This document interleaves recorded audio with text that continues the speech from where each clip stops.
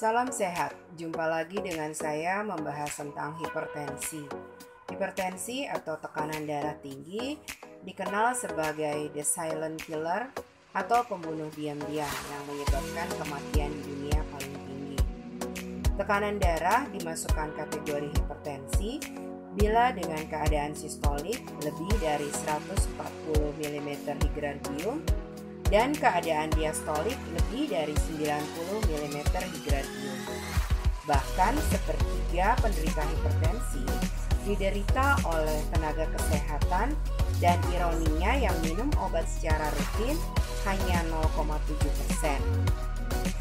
Tekanan darah normal. Seseorang dinyatakan tekanan darahnya normal bila nilai sistoliknya 120 mm Hg dan tekanan diastoliknya berkisar 80 mm Hg. Data demografi penderita hipertensi di dunia menunjukkan 1 miliar orang memiliki risiko hipertensi dan 2/3 orang menderita hipertensi di negara berkembang. Tahun 2025 penderita hipertensi dewasa berkisar 29%. Data kematian akibat hipertensi menunjukkan terjadinya angka kematian berkisar 8 juta setiap tahunnya, sedangkan di Asia Tenggara berkisar 1,5 juta setiap tahunnya.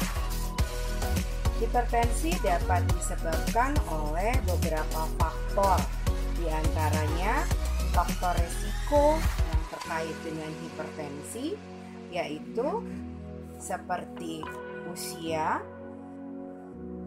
jenis kelamin laki-laki lebih banyak daripada perempuan, dan juga faktor dari keturunan atau genetik. Sedangkan faktor lainnya yang dapat menyebabkan hipertensi yaitu faktor risiko yang disebabkan oleh gaya hidup yang tidak sehat, seperti kebiasaan merokok, mengkonsumsi garam berlebih, berat badan berlebih, makanan kurang serat. Di sini banyak mengkonsumsi junk food, fast food, kemudian kurangnya olahraga dan juga aktivitas fisik, serta tingginya angka stres yang berlebihan. Hipertensi dapat dicegah dengan melakukan pola hidup sehat yang dianjurkan, seperti memenuhi gizi seimbang dengan banyak mengkonsumsi sayur buah, mengurangi garam, mengurangi gula, stop mengkonsumsi alkohol dalam jumlah berlebih, kemudian mengurangi konsumsi lemak. Banyaknya makanan yang tinggi lemak dapat menyebabkan resiko penyempitan pembuluh darah. Stop juga merokok dan minum obat secara teratur, dan jangan lupa rutin kontrol tekanan darah secara teratur.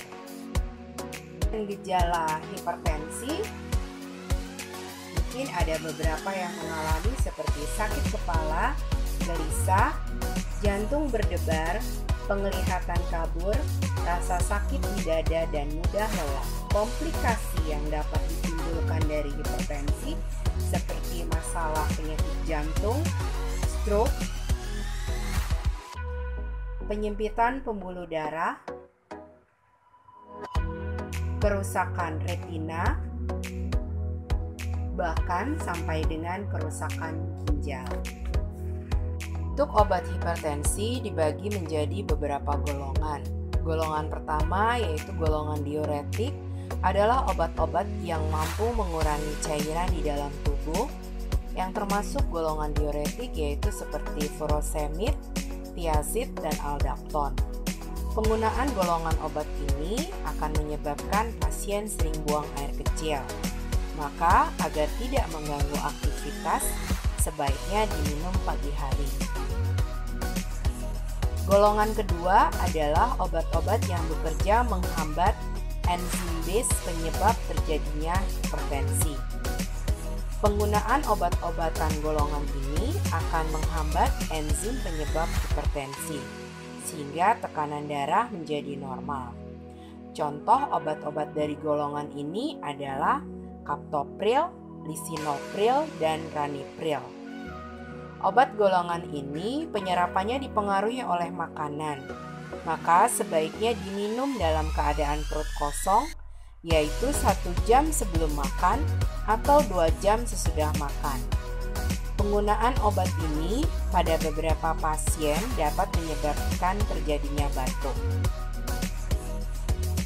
Golongan ketiga adalah obat-obatan yang bekerja dengan cara menghambat enzim angiotensin 2 yang menyebabkan terjadinya hipertensi sehingga tekanan darah tidak meningkat.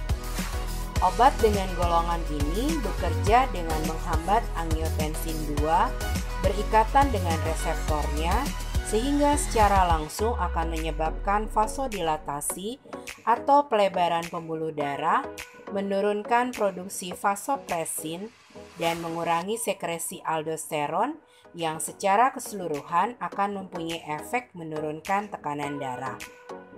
Contoh obat-obat golongan ini adalah kandesartan, losartan. Efek sampingnya yaitu sakit kepala atau pusing, kemudian mengantuk dan lemas. Golongan obat keempat dikenal dengan calcium channel blocker. Obat golongan ini bekerja dengan cara menghambat masuknya ion kalsium, penyebab hipertensi ke dalam tubuh. Contoh obat-obat dari golongan ini adalah nifedipin, amlodipin, diltiazem, dan verapamil. Efek samping dari obat-obatan tersebut seperti sakit kepala, pusing, sembelit atau konstipasi, mengantuk, dan mual. Golongan obat berikutnya dengan cara memperlambat kerja jantung. Akibat kerja jantung yang menurun, maka tekanan darah menjadi normal. Contoh obat-obatan dari golongan ini adalah bisoprolol, atenolol, dan propranolol.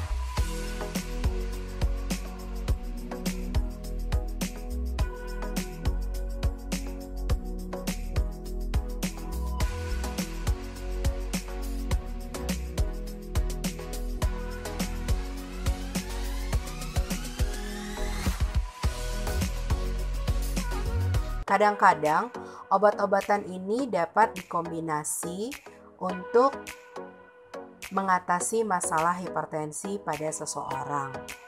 Untuk mengatasi masalah hipertensi, selalu lakukan pola hidup sehat. Dengan melakukan aktivitas fisik 30 menit per hari, Anda dapat menurunkan tekanan darah sistolik 4-9 mm Hg. Dengan mengurangi asupan garam, Anda dapat mengurangi tekanan darah sistolik 2-8 mm Hg. Mengurangi stres dapat menurunkan tekanan darah sistolik 5 mm Hg. Mempertahankan berat badan ideal dapat mengurangi tekanan darah sistolik 5-20 mm Hg, dan berhenti merokok dapat mengurangi tekanan darah sistolik 2-4 mm Hg. Selalu periksa tekanan darah secara rutin dan lakukan kontrol dengan tenaga kesehatan. Salam sehat, cegah komplikasi dari hipertensi sejak dini.